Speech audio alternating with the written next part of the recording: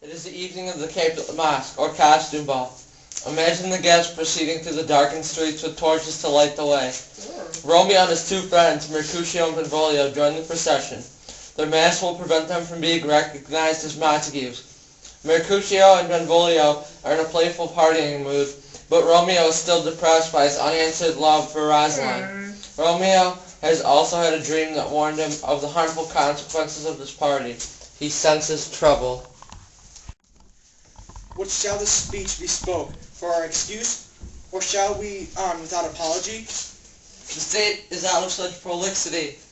We'll have no Cupid hoodwink with a scarf, bearing a Tartar's pointed bow of lath, scarring the ladies like a crow keeper, nor, no, without book prologue faintly spoke. After the parameter for our entrance, we'll let them measure us by what they will. We'll measure them a measure and be gone. Give me a torch, I am not for this ambling. Being but heavy, I will bear the light. Nay, gentle Romeo, we must have you dance. Not I, believe me. You have dancing shoes with nimble soles. I have a soul of lead. So stakes me to the ground, I cannot move. You are a lover. Borrow Cupid's wings and soar above the common bound. I too soar, and pierced with his shaft, too soar with his light feathers, and so bound I cannot bound a pitch above dull woo. Under love's heavy burden do I sink. And to sink in it, should you burden love, too great oppression for a tender thing. Is love a tender thing? It is too rough, too rude, too boisterous, and it pricks like thorn. If love be rough with you, be rough with love. Prick love for pricking, and beat love down. Give me a case to put my visage in. A visor for a visor, what care I? What curious eye doth quote deformities? Here are the beetle brows shall blush for me. Come, knock and enter, and no sooner in, but every man betake him to his legs. A torch for me, wanton's light of heart, tickle the senseless rushes with their heels.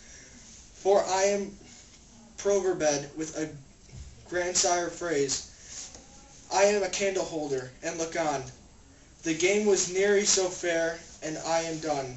Tut, dumb's the mouse, the constable's own word. If thou art done, we'll draw thee from mire of. Save your reverence, love, wherein thou sickest up to the ears. Come, we burn daylight, ho. Nay, that's not so.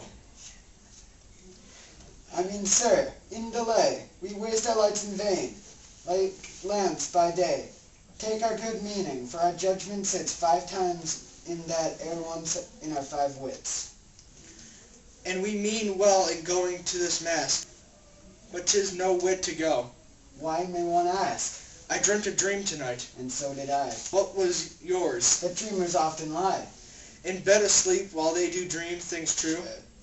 Oh, then I see Queen Madness been with you. She's the fairy's midwife, and comes in shape no bigger than an agate stone, on the forefinger of an alderman, drawn with a team of little atomies, athwart men's noses as they lie asleep. Her wagon spokes made of long spinner's legs, the cover of wings grasshoppers, her traces of small spider's web, her collars of moonshine, watcher beams, her whip of cricket's bones lash of film, her wagoner, a small gray-coated gnat, not half so big as a round little worm, pricked from the lazy finger of a maid. Her chariot is an empty hazelnut, made by the joiner squirrel or old grub. Time out, O mine, the fairies' coachmakers, and in this state she gallops night by night, through lovers' brains and they dream of love, or courtiers' knees and they dream on courtesy straight, or lawyers' fingers who straight dream on fees, or ladies' lips who straight on kisses dream, which oft the angry mad with blisters plagues, because of their breaths with sweet meats tainted are. Sometimes she gallops o'er a courtier's nose, and then dreams of he smelling out a suit, and sometime comes she with thy pig's tail, tickling a parson's nose as he lies asleep.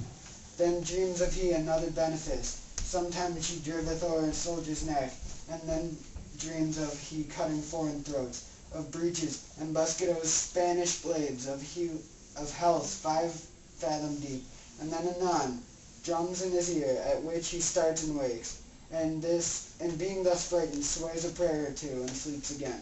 This is that very man that plates the manes of horses in the night, and bakes the elf locks and foul sluttish hairs, which once untangled misfortune looks.